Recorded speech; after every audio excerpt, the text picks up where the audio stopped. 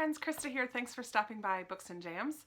Today I'm going to be doing quite a big unhaul for you. I cleaned out this library room yesterday so that I could film a library tour, which should be coming pretty soon or might have already been posted. I'm not sure which order I'm going to post these. And while I was cleaning out, I kind of did another culling of the shelves. I, as you know, have about 600 unread books on these shelves and some in the other rooms as well, but 600 is a lot. I recognize that it's a lot. There's no possible way I could get to all of them. So I kind of went through as I was cleaning and pulled off a bunch of ones that just don't seem as exciting to me, or I don't even remember what they're about or why I bought them in the first place. I'm sure some of these are really great. Some of you have probably read some of them, but they're just not ones that I'm interested in right now. So I'm unhauling them. And out of these 38 books, I have only 4 that I've actually read. So I'll start with those. The first is an audiobook that I won from a giveaway on someone's channel a couple years ago, and that is Heartless by Marissa Meyer. I did already listen to this. I didn't love it. I wouldn't mind owning the book because it's gorgeous, but I no longer have any way that I can play actual CDs. I listen to audiobooks through apps on my phone. So I'm going to return this to the secondhand bookstore. The next one is The Nightingale by Kristen Hanna. I got this off of a library book sale shelf and it doesn't have a cover. So I would still like to own this book because I loved it, but I don't necessarily want to own this copy. Then in Booktubeathon this past summer, I read First and Then by Emma Mills and Since You've Been Gone by Morgan Matson. Both of these were somewhat enjoyable, but not ones that I think I'll ever read again. Even though I absolutely love this cover, I'm not going to keep these two. I have a small pile of duplicates. One of them is One True Loves, and I have 2 different copies of the cover. Not sure how that happened, but I didn't care for this book and will never read it again, so I'm getting rid of both copies. And I also have a duplicate of Belgravia by Julian Fellows, which I haven't yet read, but would really like to, so I'm just keeping 1 copy. I have 3 books here that were kind of BookTube made me do it a long time ago, and I tried this one last January, The Reluctant Fundamentalist by Mohsin Hamid, but I could not get into the writing whatsoever, and so I set it down and don't really have a desire to try again. The Magicians by Lev Grossman, which I've heard touted as kind of an adult Harry Potter, but I've also heard a ton of average or negative reviews about it, so with all the other books I want to read on my shelves, that one's going back to the store. And The Book of Ivy by Amy Engel. I've heard so much positive about this one.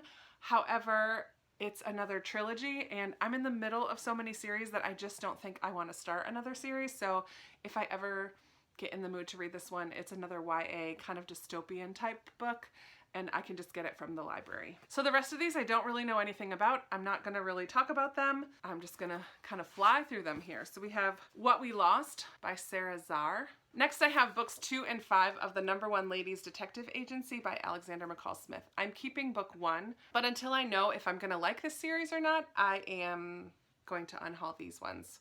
How to Fall by Jane Casey. The One Memory of Flora Banks. The Art of Picking Up Girls and Other Dangerous Things by Eric Walters. Oh, this is another BookTube made me do it one. The Nest by Cynthia Dupree Sweeney. Despite its gorgeous cover, this one also had some negative reviews or disappointing reviews. Don't need to keep it, even though it's gorgeous and my favorite color. The Truth According to Us by Annie Barrows. Now, I loved the Guernsey Literary and Potato Peel Pie Society, which Annie Barrows helped to finish with her aunt. How do you guys say it? But this is massive, and I just don't think that it's one that I'm gonna go for anytime soon. Lisa Scottoline's Don't Let Go. You may have seen this one in a recent book haul revisit. It's Robin Pilcher's The Long Way Home. Shadow of the Lions by Christopher Swan. Bossy Pants by Tina Fey. Amanda Miranda, which I think is a Titanic historical fiction for middle grade, by Richard Peck. The Kingdom of Men by Kim Barnes. Temple Secrets by Susan Gabriel. Cemetery Girl by David Bell. The Last Child by John Hart. I think this might be part of a series again. I'm not sure. One Perfect Day. One Perfect Day by Lorraine Snelling. The Tale of the 1002nd Night. Joseph Roth. Island of the Lost Girls by Jennifer McMahon. Up High in the Trees by Kiera Brinkman. The Way We Bared Our Souls by Willa Strayhorn. Another YA Nameless, A Tale of Beauty and Madness by Lily St. Croix. This mass market paperback A Breath of Snow and Ashes by Diana Gabaldon. I'm only on book 2 and I don't like this edition, so off to the store it goes. Another YA, Birthmarked by Cara O'Brien. Is that how you would say that name? I don't know. Sophie Hannah's Woman with a Secret. The Boy in the Suitcase, by Lean Caberbol and Agnette Fries.